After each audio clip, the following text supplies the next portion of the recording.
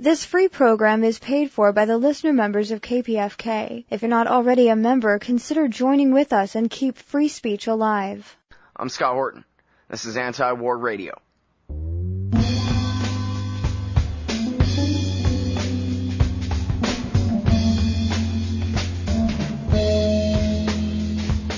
All right, y'all, welcome to the show. It is Anti-War Radio. I'm Scott Horton, and introducing Congressman Dennis J. Kucinich from Ohio's 10th District. Welcome to the show, Congressman. How are you doing? Great to be with you. Thank you. Very happy to have you here. So there's been so much going on in the House of Representatives, a fight over foreign policy we've wanted to see for years and years finally is taking place there. And now, the way I understand it, you had a resolution that said out of Libya now, and that one didn't pass. But on the second try, Brad Sherman's bill that defunds the Libya War actually did pass the House of Representatives. Is that right? Well, Brad had an amendment that would establish certain circumstances under which funding would not be permitted.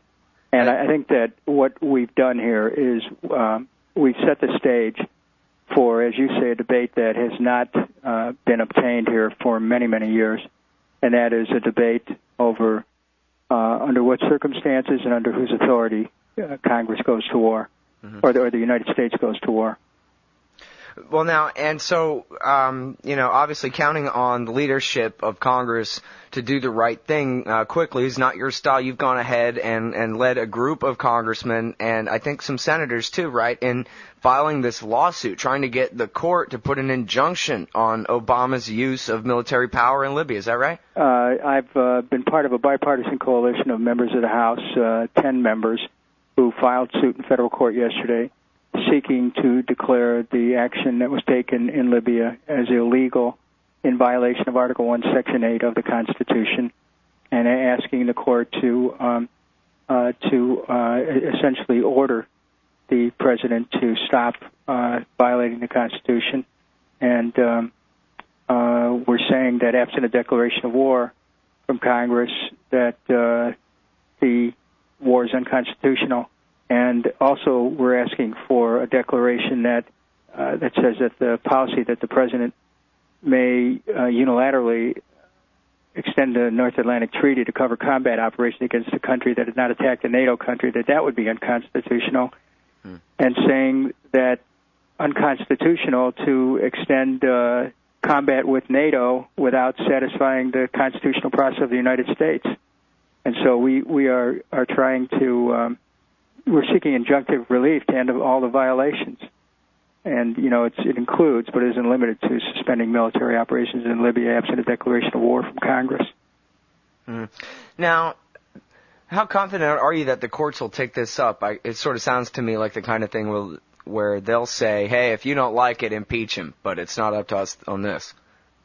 Well, in the past, courts have not been willing to take up this issue, but what's different now is that we feel that the issue that we brought forward is one that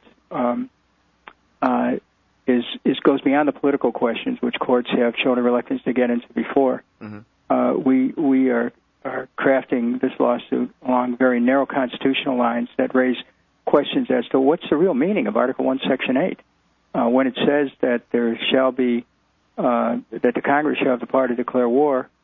How can a plain reading of that result in an administration going forward with the war without checking with Congress, but without having congressional approval? So, and in the past, Congress has said, look, you cut off the funds if you want to. There's your power. But that still doesn't deal with the plain reading of Article 1, Section 8, which talks about who has the power to declare war in the first place. So, these are issues that we're dealing with at this moment, and I think that we're very close to a condition where the courts, if it decides to give a standing, could be creating an opportunity for a rebalancing of our system, which has become imbalanced through a number of presidents arrogating to themselves the war power. Mm-hmm. Well, I thought it was interesting, and it must have got at least some sort of dark chuckle out of you there when the Obama administration made their argument that under the War Powers Resolution, they're not violating it, not because Obama has inherent plenary authority to create foreign policy as president, or the War Powers Resolution is poorly worded and therefore unconstitutional, doesn't apply to him, or something like that. He said, no, this isn't a war. This is France and Britain fighting a war, not us, so it doesn't count, he said. Well, we launched over 200 cruise missiles against Libya. We have flown over 2,000 sorties, many of which involve dropping of bombs. Now, if someone launched a couple hundred cruise missiles at the United States and sent thousands of planes in the air with bombs and dropped them on our cities, I think that we would believe that would be a war. Hey, we went to war with Iraq over the threat that he would one day fly unmanned vehicles over our country and use them to drop things on us, bombs or germs. There you have it. We are in a situation where there's an almost Orwellian inversion of meaning, where we're being told that that something that's plainly a war is not, where they try to reward it to hostilities, kinetic action. But I prefer the Barack Obama, who in 2007, speaking as a senator and a constitutional law professor, said that the president does not have power under the Constitution to unilaterally authorize a military attack in a situation that does not involve stopping an act or imminent threat to the nation. Mm-hmm. I know President Obama, may have a different opinion today, but the Constitution hasn't changed, and so I think that our stand in Congress, which is a bipartisan stand, is to defend the Constitution, to defend the principles of the Constitution, and to stop an arrogation of power to the executive, which is absolutely contrary and adverse to the letter and the spirit of the founders, who wanted to keep that war power separate. Mm-hmm. And it becomes even more important now when you see conflicts building in Yemen and in Syria and Sudan. We're not global cop, and nobody died and left us king of the world. We cannot have any kind of a domestic agenda if we squander the resource of this country on wars all around the world and somehow pretend that we're making America safer. We're not. Well, now, I'm sure other Democrats must bring up Rwanda and that kind of thing and say, but Congressman, sometimes we have to intervene in order to help the people. Obama said in this case that Gaddafi would kill everyone in the town of Benghazi, a city the size of Charlotte, North Carolina, he said. Well, you know what? To launch a war based on something that somebody said, as opposed to something that somebody did, is a new standard that could cause us to be in even more wars than we're already embroiled in now. We have to start asking ourselves, what is prudent for us to do in a point where there's conflict that appears to be present? Is the only solution a military strike, or does that make things worse?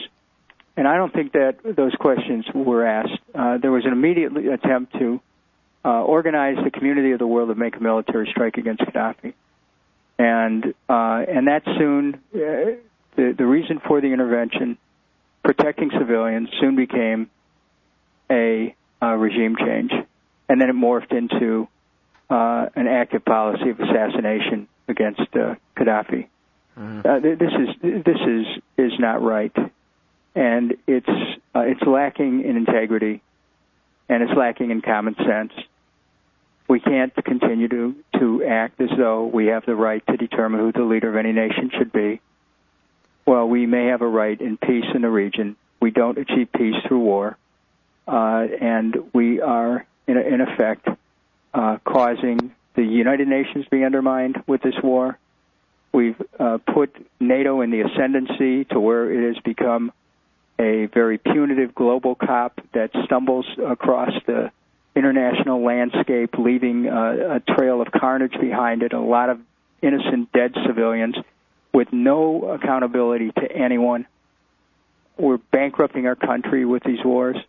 It's a time for us to start asking some serious questions about what is the appropriate role for America in the world, and what is our appropriate responsibility for people here at home. And this, I think we've reached a point where the archaic nature of war itself is laid bare, and that we've been administering 19th century solutions for the 21st century, which has a much more developed sense of how you solve conflict. Mm-hmm. Now, you mentioned before the bipartisan nature of the opposition to this policy in Congress, and this brand new group of what the Wall Street Journal deridingly called the Kucinich Republicans. You had, dozens and dozens of Republicans support your bill and the Sherman bill, and even got John Boehner, he of worshiping executive power, to warn the president that he's in violation of the War Powers Act. And this is a party that in 2002, only 5 of them voted against the Iraq War resolution. Well, I think what's changing is that there's a more of a sensitivity to constitutional issues, and also there's a question of what the cost of these wars are. You know, if there's a great concern about the cost of things here today in Washington, it may not have existed 10 years ago. That's good, because people are starting to do true cost accounting of a war. If you read Joseph Stiglitz and Linda Bilma's book, The $3 Trillion War, true cost accounting of the war in Iraq takes it into trillions of dollars. And the war in Afghanistan, which is over $500 billion now, will probably go into the trillions. Mm-hmm. We have to decide what do we want to do as a nation. We want to go on a war path. We can become a fearful juggernaut and also be broke here at home, have massive unemployment, ill-educated children, people without health care, people without retirement security, and an environment that's foul, and America's slipping economically in the world. But we can sure have a powerful military. Well, you know what? We can protect our nation and at the same time defend it from falling from decay from the inside by turning attention to a domestic agenda, playing an appropriate role in the world that doesn't involve being a global cop, and taming this impulse towards aggression. All right, well, thank you very much for your time, Congressman. Really appreciate it. I hope we can do it again soon. Thank you. Bye. Everybody, that's Congressman Dennis Kucinich from Ohio, Democratic peacenik in the U.S. House of Representatives.